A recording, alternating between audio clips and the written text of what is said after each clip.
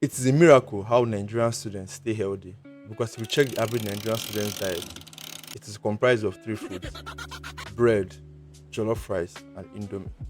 If you are feeling extra fancy that day, you might go for spaghetti or macaroni for a different feel.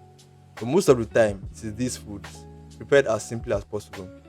It's only when you go home that you begin to savor food again: soups, stews, native delicacies.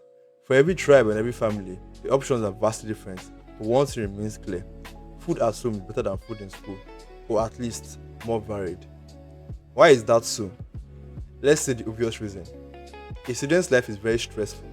For a lot of them, this is their first time navigating life outside their family. They're learning on the fly how to balance their academics, finances, their social life, their health, trying to maintain previous relationships with their family and friends, and trying to make new friends. It is a lot, and there is barely any support system to help you navigate this. In fact, it feels like some of these systems, the academic system, is set up against you. So the last thing a student wants to do is to add to this stress by thinking about the food they will eat every day. So they just go for the simplest options out there.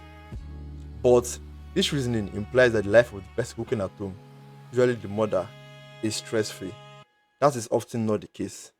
Whether it's a stay at home mom, a working mother, a father, an elder sister or brother, the person that cooks at home also has a lot of things they are dealing with.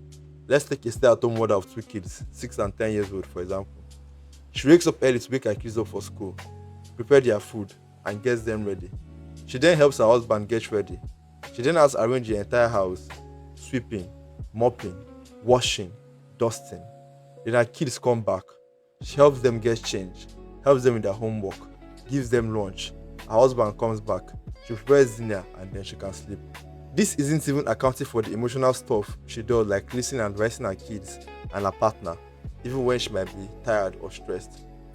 The role of the mother is hard fucking work.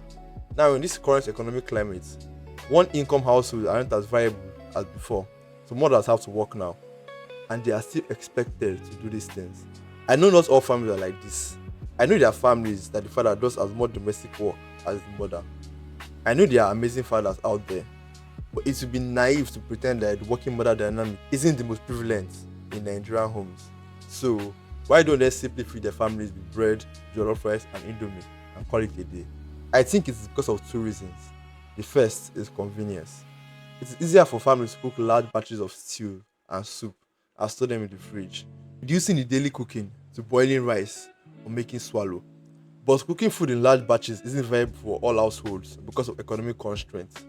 The second reason, and the main reason I think lots of families still maintain that food standard, is tradition and culture. Bread is usually reserved as a breakfast option in Nigerian homes because that is how it has always been. That is the tradition and culture that is ingrained in Nigerians. But that hasn't always been the case. Lots of tribes in Nigeria had their various traditional breakfasts, from okpa to akara, amongst many others. But norms adopted from Western societies have made us adopt bread generally. You probably have a local dish that your family eats once in a while. That dish was probably more common as a meal for your parents decades ago, before the Nigerian cuisine became more uniform. The old cuisine was a tradition, and it's morphed and changed to what we see in Nigerian homes. You can see that the tradition is still changing more and more, with people adopting more and more westernized foods. There are lots of things we do rigidly because of tradition and culture, and we often fail to realize that tradition is malleable, it can be changed, and it can evolve. There is a future where the next generation of adults are so tired and stressed from their everyday lives that bread, jollof rice, and indomie become the normal food of Nigerian households, and it can even evolve to just cereal and fast food like a certain country. But why must it be so? Nigeria is home to over 300 tribes with various amazing dishes, but instead of exploring and enjoying them all, we are eating bread and jollof rice.